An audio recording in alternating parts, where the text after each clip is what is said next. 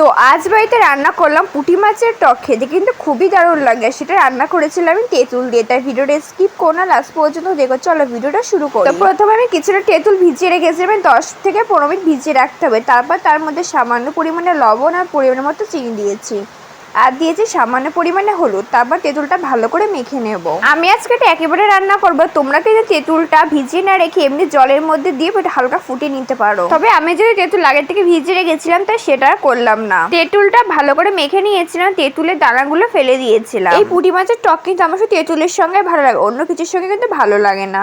তোমরা একবার ট্রাই করে আসো, তোমাদের কাছে খুবই ভালো লাগবে।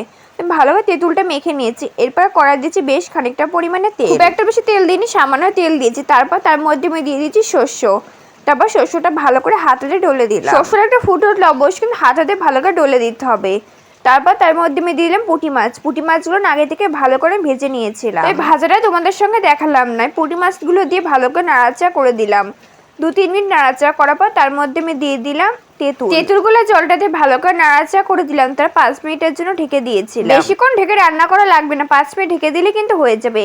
5 মিনিট পর ঢাকনাতে লবণ চিড়ে দেখলাম ঠিক লাগলো, তাই লবণ দিলাম না, কিন্তু সামান্য পরিমাণে একটু চিনি দিলাম। কারণ আমি আবার খুব একটা টক টক পছন্দ করি, একটু বেশি টক হয়ে গেছে তো আরেকটু চিনি দিলাম এর মধ্যে। চিনি দেওয়ার পর আমি আরো 2-3 মিনিট ভালো করে জাল করে নিয়েছি। তারপর সেটা নামিয়ে নিয়েছি। ব্যাস হয়ে গেছে কিন্তু পুঁটি মাছের টক। খেতেটা দারুণ হয়েছিল না? তোমরা কিন্তু রেসিপির বাড়িতে অবশ্যই ট্রাই করো, আশা করি তোমাদের কাছে খুবই ভালো লাগবে। আমার কিন্তু এটা পাতলা ঝোলই বেশি ভালো লাগে খেতে। তোমাদের সাথে আগে যে পুঁটি মাছের ঝালের রেসিপি শেয়ার করেছিলাম, তোমরা যে রেসিপিটা কিন্তু দেখে নিতে পারো। আমি কিন্তু চ্যানেলে অলরেডি আপলোড করে দিয়েছি। তো আজকের রেসিপি তোমাদের কাছে কেমন লাগলো অবশ্যই কমেন্ট করে জানাও। ভিডিওতে লাইক চ্যানেলটি সাবস্ক্রাইব করে দিও। বাই।